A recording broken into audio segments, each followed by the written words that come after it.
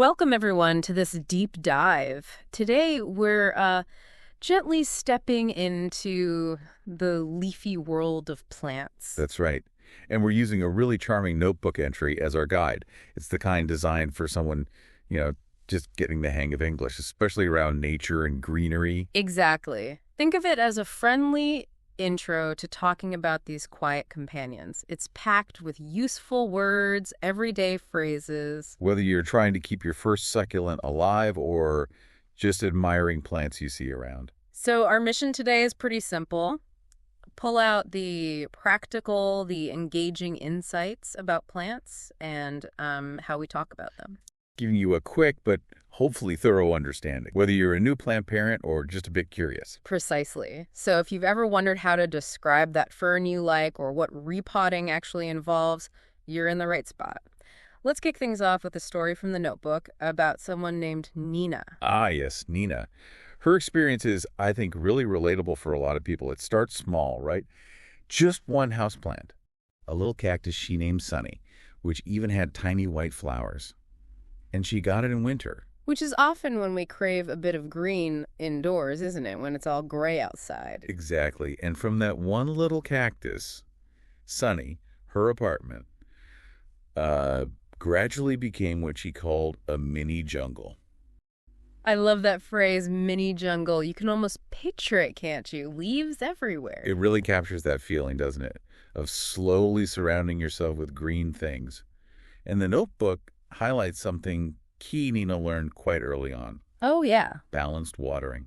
The note says, not too much. That's like the golden rule for so many houseplants. Oh, absolutely. I think most of us have been guilty of over-enthusiastic watering at some point. Definitely. Yeah. So Nina then developed this lovely Saturday morning routine. Tell us about that. Well, the notebook describes her gently wiping dust off the leaves and even, talking to her plants while having her morning tea.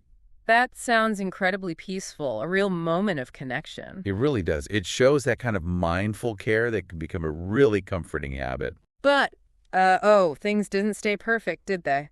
Sunny started looking a bit off. Yeah, the notebook mentions Sunny became dry and dull, even with all that care. Any ideas why that might happen? Well, plants are sensitive, like us. Maybe the light changed or the indoor air got too dry. It happens. So what did Nina do? She did what any good plant parent would do. She did some research online, figured Sunny probably needed a bit more light. It often takes a bit of detective work, doesn't it? It really does. And the good news. It worked. Sunny perked right back up after about a week. Oh, that's great. Such a relief when you manage to sort of nurse something back to health. It really is. And the notebook points out something interesting doing this, caring for the plant. Actually made Nina feel calmer. I totally get that. There's something very therapeutic about tending to living things, isn't there? Grounding. Definitely. Like a bit of nature therapy right there in your living room. And then she started sharing the joy. Ah, yes, giving cuttings to friends. That's such a nice way to spread the greenery around. Propagation, yeah. Taking a little snip to grow a whole new plant. It's fantastic. And now, her home. The notebook says every room has green corners full of life. What a lovely image. It really paints a picture, doesn't it? Yeah. Vibrant. And then Nina makes this wonderful comparison. What's that? She calls her plants quiet pets. Quiet pets. I like that. What do you think she means by it? Well, I think it captures it perfectly. They don't bark or need walking, but they do have needs, right? Light, water, attention. They offer a kind of subtle companionship. That makes perfect sense. So thinking about Nina's journey, for you listening, have you had a similar experience with the plant? What did you learn along the way? Okay, let's shift gears a bit and dig into the language itself. The notebook mentions phrasal verbs. What exactly are those? Okay, so phrasal verbs, basically they're verbs that team up with a small word, like up or down or after. And that little word can completely change the verb's meaning. Right, like adding a little extra flavor. Exactly. And the notebook gives us some really useful ones for talking about plants. Let's go through them. First up, grow up. Seems straightforward. Yep. It means develop. From a seed or small plant into a bigger one. The example is, the flowers grew up fast in sunlight. Okay, simple enough. What's next? Water down. Now, this one's a bit tricky. It doesn't just mean giving water. Oh. It means giving too much water, overwatering. The example warns, don't water down the soil too often. Ah, okay, so Yeah. it's a warning. Good to know. Next. Look after. This one's more direct. It just means take care of. Like the example, she looks after her plants daily, being a good plant guardian. Makes sense. Then we have dry out. Yeah, that's what happens when soil loses all its moisture. Like the soil dried out last week. A common issue, especially if it's sunny. Okay, and cut back. Sounds like trimming. Precisely. Reducing the size, maybe removing dead leaves or stems to encourage growth. The example, cut back the dry leaves monthly, like a little plant haircut. Good analogy. Next is put in. Simply means to plant something. Place it in the soil or a pot. Example, she put in a new seedling. Okay, and take off. That sounds energetic. It is. It means a plant suddenly starts growing really well, thriving. Like my basil plant took off in spring. Like it's really found its feet or roots. Huh. Love that. Then there's the less happy one. Die out. Unfortunately, yes. It just means stop living. Example, the tree died out during winter. Part of the cycle. Right. We also have give off. What does that mean in a plant context? It means to release something, like a scent. Or, very importantly, Oxygen. exactly. The example, plants give off fresh oxygen. A nice reminder of their contribution. Absolutely vital. And the last one. Repot into.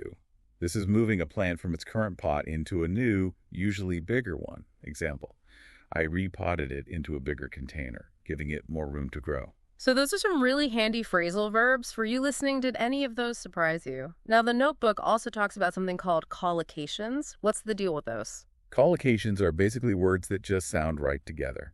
They're natural word pairings that native English speakers use all the time without really thinking about it.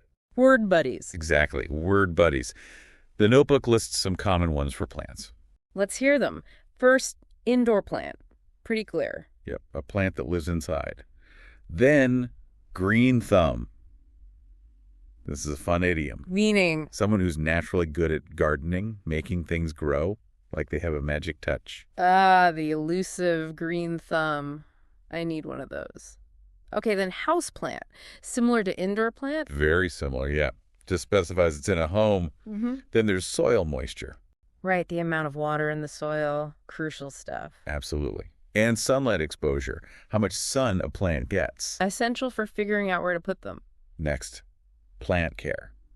This is the general term for all the activities involved in looking after plants, watering, feeding, pruning. The whole shebang. We also have fresh herbs. Yeah. Like basil, mint, parsley you grow yourself, often for cooking. Yum. And root system. That's the network of roots underground, how the plant anchors itself and absorbs nutrients and water. Okay. And potted plant. Simple enough, a plant growing in a pot or container. And the last one. Garden space. The area you have available for planting, typically outdoors. It's interesting how natural those pairs sound once you hear them. For you listening, do any of those collocations seem unusual, or are they pretty intuitive? Now, this next section could be really useful common mistakes. Yes. Spotting these can really help you sound more natural and avoid confusion. The notebook flags a few typical errors. Let's tackle the first one. Incorrect. I give water to my plant every day. What's wrong there? That's on days. When you mean each day individually, it should be singular. I give water to my plant every day. Ah, right. Frequency. Okay, next incorrect one. The plant need more light. Similar issue, but with the verb. For a singular subject like the plant, the verb needs an S in the present tense. So the plant needs more light. Got it. Third person singular S. Okay, this one. My cactus died because I watered too much it. Word order. Exactly. The object id should come right after the verb watered. My cactus died because I watered it too much. Makes sense. How about this classic? She have a green hand. Wrong body part and wrong verb form. It should be, she has a green thumb. Thumb, not hand. Okay, next. I putted the flower in new pot. Ah, an irregular verb. The past tense of put is just put, no ed. So I put the flower in a new pot. Good reminder. How about Plants makes oxygen. Plural subject. Right, so the verb shouldn't have an S. Plants make oxygen. Okay. And this one about dryness. The soil is too much dry. A bit awkward. Usually we'd just say the soil's too dry. Simpler. Got it. What about talking to plants? I talk with my plant. The more common preposition here is to. I talk to my plant. Though with isn't strictly wrong, to sounds more natural in this context. Okay. And negation. This plant don't grow. Again, singular subject, this plant needs, doesn't. So this plant doesn't grow. Right. And finally, frequency again. I cut the plant down every month. Same as every day. It should be singular. I cut the plant down every month. Phew. That's a great list of things to watch out for. Being aware of those really can make a difference. Have you listening ever caught yourself making one of those? It's easily done. Okay, moving on. The notebook also offers tips for actually describing plants well. Yeah, some practical pointers to make your descriptions more vivid. First, it suggests talking about the basics. Size, shape, and color. Right. Don't just say leaf. Say a large, heart-shaped, glossy green leaf. Adds detail. Exactly. Then it encourages using sensory details. What does it look like up close? Smell like. Feel like. Oh, I like that. Like the jasmine flowers have this incredibly sweet smell, especially at night. Or the succulent leaves feel sort of firm and waxy. Engaging the senses brings it to life. The notebook also suggests using analogies. Like comparing plant needs to our own. Yeah. The example given is, just like we need regular hydration, so do many plants. It makes the concept, instantly relatable. That's a smart way to explain things. Anything else on communication? Just a brief mention about speaking clearly and calmly. It suggests speaking slowly, using a calm tone, maybe even picturing a peaceful garden as you talk. And smiling. It's always good advice. Seems like good general communication tips, really, not just for plants. True. But maybe especially nice when talking about something as calming as plants. A calm approach helps clarity. Absolutely. Okay, now let's put some of this into practice mentally. Here are a few quick challenges for you listening, inspired by the notebook. First up. Think about your favorite plant. Can you describe it, maybe just in your head, using 3 of the collocations we discussed, like potted plant, sunlight exposure, green thumb? Good one. Okay, second challenge. Use 3 of the phrasal verbs we learned to explain how you care for a plant, real or imaginary.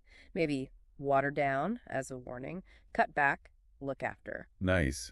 And finally, a quick correction task. Mentally fix these 2 sentences. My plant don't grow anymore. And I water too much the flowers. Just take a second to think how you'd say those correctly. Doing these little mental exercises really helps cement the language, doesn't it? It really does. Okay, as we start to wrap up this deep dive into the language of plants, let's circle back to a final thought from that notebook. It beautifully connects plant care with learning itself, suggesting that just like plants need patience and consistent care to thrive. So does our understanding, our learning. It takes time and attention, but seeing that growth is always so rewarding. That's a lovely sentiment. And hopefully this discussion encourages you to keep exploring the language of nature and maybe observe the plants around you with slightly newer eyes. Yes. So here's a little challenge for the rest of your day. Just pay a bit more attention to any plants you encounter. Notice their shapes, colors, textures. Maybe try using 1 or 2 of these new words or phrases we talked about, even just silently to yourself. And we'd genuinely love to hear from you too. Do you have plant stories? Or maybe other interesting plant words or phrases you use? Feel free to share them somehow. Learning is always better together. Couldn't agree more. Thank you so much for diving deep into the green world with us today. Until our next exploration, goodbye. Goodbye for now.